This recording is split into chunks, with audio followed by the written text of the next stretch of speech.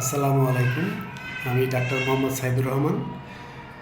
বর্তমানে কর্মরত আছি ফরিদপুর মেডিকেল কলেজ হাসপাতাল ফরিদপুরে এবং কাজ করছি ব্রেস্ট ল্যাপারোস্কোপিক এবং কোলোরেক্টাল বিষয়গুলো নিয়ে। আজকে কোলোরেক্টাল ক্যান্সার বা মলদ্বার বা মলাশয়ের ক্যান্সার সম্পর্কে একটু আলোচনা করব। মলদ্বার বা মলাশয়ের ক্যান্সার কী কী কারণে হয়?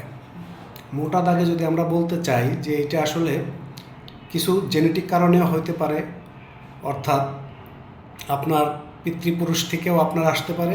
এছাড়া কিছু অনিয়ন্ত্রিত জীবনযাপন, যেমন খাদ্যাভ্যাসে পরিবর্তন, লাল মাংস খাওয়া, ফাইবারযুক্ত খাবার কম খাওয়া, রিচ ফুড খাওয়া, এই সমস্ত কারণে হতে পারে, স্মোকিং, এইগুলোর কারণে সাধারণত মলদ্বারের ক্যান্সার হতে পারে। তো রোগী কী কী সমস্যা নিয়ে আসে বা কী কী সমস্যা আমাদের কাছে উপস্থাপন করে? মোটা দাগে যদি বলতে হয়, রোগী আমাদের কাছে নিয়ে আসে বা প্রথম যে লক্ষণটা সে টের পায় সেটা হচ্ছে পায়খানার রাস্তা দিয়ে রক্ত যাওয়া, অনেক বেশি পরিমাণ রক্ত যায় এবং রক্তটা পরিষ্কার তাজা রক্ত হতে পারে অথবা কালো কালো পায়খানা হতে পারে। এছাড়া মলদ্বারের রাস্তায় একটা দীর্ঘস্থায়ী ঘা থাকতে পারে, তার পায়খানা করার যে স্বাভাবিক প্রক্রিয়া সেটা ব্যাহত হতে পারে, অর্থাৎ প্রথম কিছুদিন বা কিছু বেলা শক্ত পায়খানা বা কোষ্ঠকাঠিন্য, পরের বিকালে বা পরের দিন সকালে দেখা গেল পাতলা বা তরল পায়খানা, এবং এই পায়খানা এভাবে চলতে থাকে। শক্ত পায়খানা, নরম পায়খানা, পরিমাণটা বেড়ে যায়, কখনো বুসকা বুসকা পায়খানা হয় এবং পায়খানার সাথে অনেক সময় আম যায়, যেটাকে আমরা বলি তরল পিচ্ছিল পদার্থ, যেটাকে বলি মিউকাস। এবং রোগীর সবসময় একটা পায়খানার বেগ থাকে এবং সে এই বেগের কারণে পায়খানায় যায়, কিন্তু অনেক সময় দেখা যায় পায়খানা হয় না এবং এই কারণে রোগী পায়খানা করে কখনো আরাম বোধ করে না, পূর্ণতা পায় না।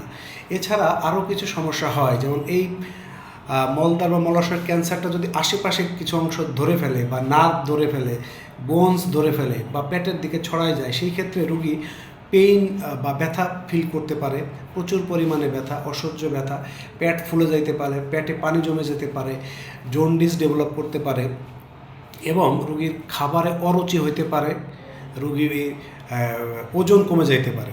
তো সাধারণত এই সমস্ত কারণে রোগীদের মলদ্বার বা মলাশয়ের ক্যান্সার দেখা যায়। তো এই সমস্ত লক্ষণ হলে আমি পরামর্শ দিব যে রোগীরা যাতে অতি সত্বর একজন সার্জনের সাথে দেখা করেন এবং তিনি এই পরীক্ষা করে, বিশেষ করে পায়খানা রাস্তার পরীক্ষা, যাকে আমরা বলি ডিআরই, একটা পরীক্ষা মেশিন আছে যাকে বলি প্রোক্টোস্কোপি।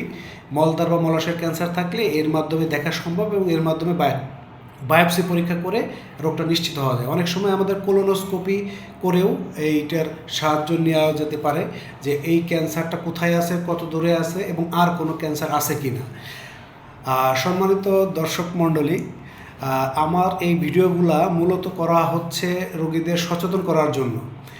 আপনি যদি এই ভিডিও দেখে থাকেন তাহলে আপনি নিজে সচেতন হন, আপনি আপনার রোগীদের সচেতন করুন যাতে কেউ অপচিকিৎসা না নেয়।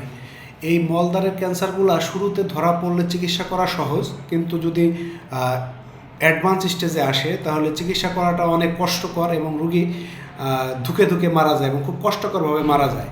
এই কারণে আমি বলবো যে আপনার যে কোনো সমস্যা হলে একজন ডাক্তারের পরামর্শ নিন এবং তিনি যেভাবে বলেন, অনেক সময় কিছু ইনভেস্টিগেশন বা পরীক্ষা নিরীক্ষা করা লাগে, সেই হিসাব পরে, কিন্তু আগে আপনি রোগটা ডায়াগনোসিস করুন এবং ডাক্তারের পরামর্শ নিন। ধন্যবাদ।